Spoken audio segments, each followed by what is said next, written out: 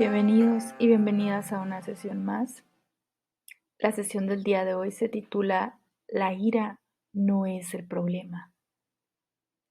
Y para empezar, les quiero compartir una reflexión del poeta y filósofo Facundo Cabral, que dice así: nos aferramos a nuestros hábitos por miedo a lo incierto, a lo nuevo. Tal vez no se nos dé la seguridad que creemos necesitar. El miedo está allí, como una herida, entonces vamos a darle lugar para verlo funcionar. Cuando miramos al miedo de frente, le encontramos otra cara. ¿Y quién mira a quién? ¿Quién mira si el miedo es lo mirado?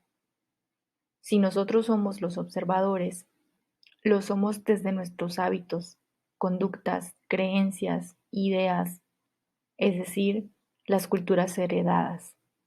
Entonces, el miedo es lo observado por nuestro pensamiento, que se nutre de la memoria, la tradición y la cultura.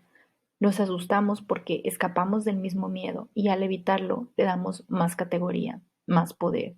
Le hacemos más grave con la lucha que produce violencia, odio y dolor. Y bueno, después de compartirte esta reflexión, vamos a empezar con el tema de hoy. El miedo genera agresión, pero el terror genera violencia. Una persona violenta ha pasado por situaciones donde ha sentido que es amenazado o violentado. Aprendió de manera inconsciente que la forma de salir ganando es mediante la violencia.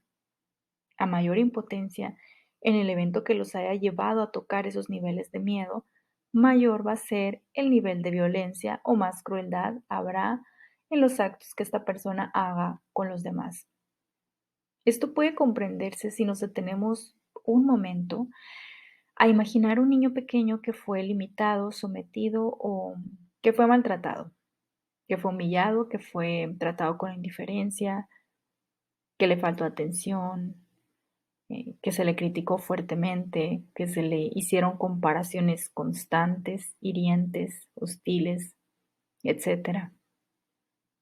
Con el tiempo, todo ese miedo y ese dolor pues van a quedar ocultos en alguna parte de la mente psicológica de la persona. Y si no es sanado en algún punto, ese dolor va a buscar una vía de escape y va a explotar produciendo el comportamiento violento que ya decíamos.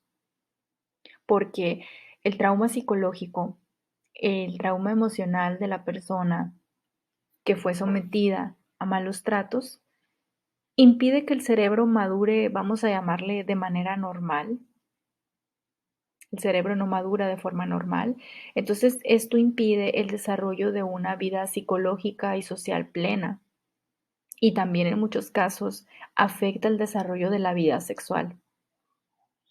Lo importante aquí es rescatar que en cierto punto la persona que ha vivido situaciones hostiles va a cargar con miedos, con impotencia y la frustración posiblemente en forma de una rabia reprimida.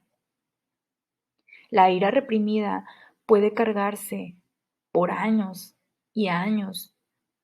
Inclusive podemos llevar una vida aparentemente normal hasta que llegue el momento en el que lo sacamos de manera muy inconsciente, agrediendo a otras personas o cometiendo actos de crueldad. En estos casos, las personas agresoras en realidad no es que se volvieran locos, así nomás de repente, no es que pasara esto nomás porque sí, más bien han estado construyendo su vida a través de una máscara, pero en el fondo solo estaban ocultando su ira. Y detrás de esa ira se oculta el trauma y el miedo vivido casi siempre en la infancia.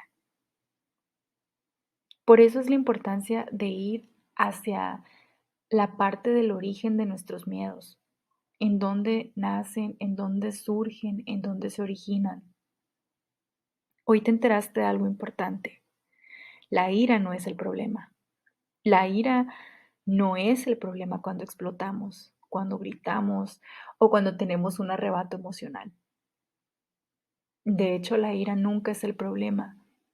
El verdadero problema es lo que hay detrás de esa ira, aquello que está escondido, lo que callamos, lo que nos guardamos o lo que ocultamos para no vernos débiles. Entonces, la ira es solo una emoción secundaria que está cubriendo o protegiendo al miedo, al agobio, a la tristeza y a muchos otros sentimientos. Es por eso que el comportamiento nunca es el problema. La forma en la que lo expresamos, sacamos o comunicamos ese dolor es la forma inadecuada.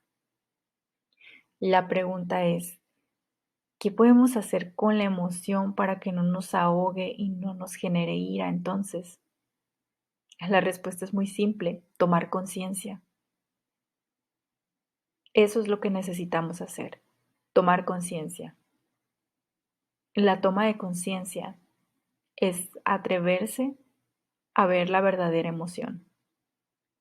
El proceso de tomar conciencia de nuestro propio mundo emocional puede ser un tanto complicado porque no estamos acostumbrados a hacer este tipo de trabajo de introspección, porque por mucho tiempo nuestra propia mente nos ha contado cuentos de autoengaño, porque el autoengaño también es un mecanismo de defensa, una manera de escapar a todo ese dolor emocional.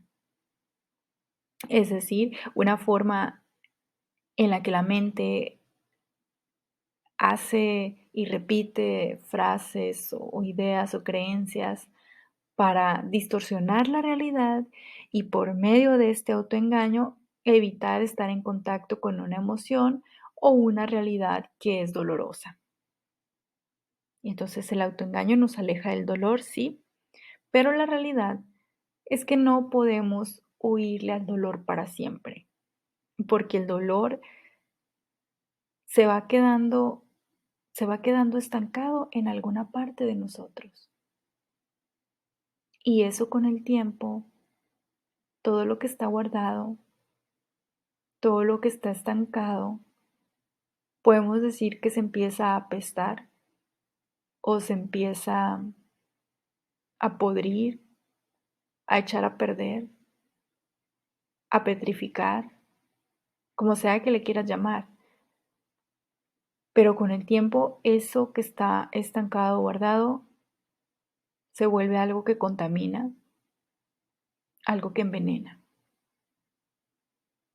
Y que nos envenena, nos enferma en lo más profundo, en lo más profundo de nosotros, en lo más profundo de nuestro ser.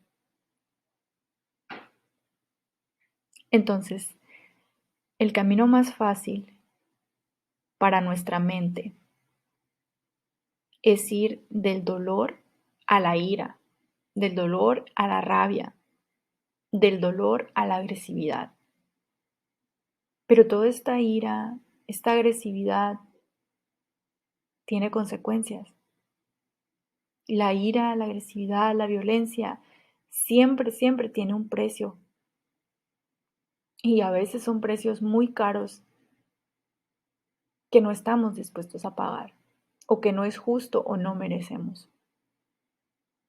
Sin embargo, por falta de conciencia, no nos damos oportunidad de reflexionar y tampoco nos damos oportunidad de sanar el problema. Y quizás te preguntes, hablando de sanar el problema, ¿cómo se puede sanar el problema de la ira, el problema de la violencia, el problema de la agresividad? Va a sonar muy simple, pero puede ser un tanto complicado hacerlo. Y la respuesta es que la ira se controla desde el amor. La ira se controla desde el amor, que es cuando aprendes a verte reflejado en la otra persona. Es decir, podemos controlar la ira que sentimos, en la medida que somos capaces de ponernos en el lugar de la otra persona,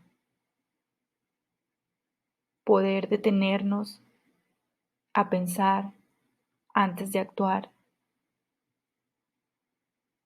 en las consecuencias de nuestro comportamiento o el daño que podría ocasionarles o lo que podríamos hacer con nuestra conducta o cómo puede influir nuestros actos en los demás, qué tanto daño les hacemos.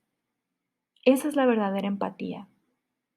Aprender no solo a querer actuar impulsivamente para quitarnos la molestia emocional desde la parte egoísta, sino saber detenerme y ponerme en el lugar de la otra persona. Y estas son habilidades que únicamente las vamos a lograr con la práctica. Por eso te decía, suena sencillo, pero no es fácil hacerlo. Sin embargo, tampoco es imposible. Y la respuesta a esa es que la ira se controla desde el amor, cuando aprendemos a vernos reflejados en la otra persona. Y bueno, para terminar, te voy a dejar con una frase que dice: niega tu fortaleza y tu debilidad se volverá la salvación imaginaria. Niega tu fortaleza y tu debilidad se volverá la salvación imaginaria. Mi nombre es Nora Miranda, espero que estés muy bien y nos vemos en la próxima sesión.